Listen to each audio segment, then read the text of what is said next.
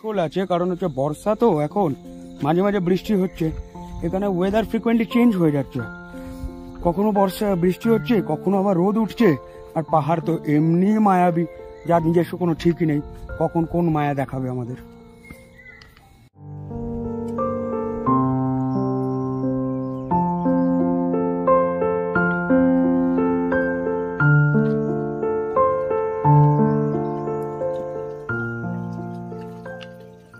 বাড়ির ওনারের সঙ্গে কথা বলছিলাম, এখানে হোমস্টের যিনি ওনার আছে, তিনি একটা জিনিস বলছিলেন, শুনে খারাপ লাগলো, যে আগে এখানে আপেল হতো, কমলা লেবু হতো না, কিন্তু এই এত গ্লোবাল ওয়ার্মিং এর ফলে এখন এখানে আপেল হওয়াটা বন্ধ হয়ে গেছে, এখন শুধুই কমলা লেবু হয়, তাও অল্প, সবকটা খুব ভালো প্রোডাক্টিভ হয় তাও নয়, মোটামুটি।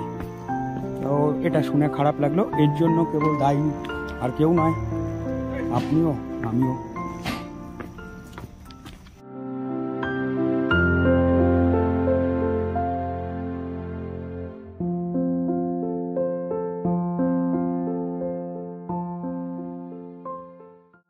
তো আমরা যে বেসিক্যালি জঙ্গলের দিকে যাওয়ার চেষ্টা করছি, বুঝতে পারছি না রাস্তাটা কোন দিকে।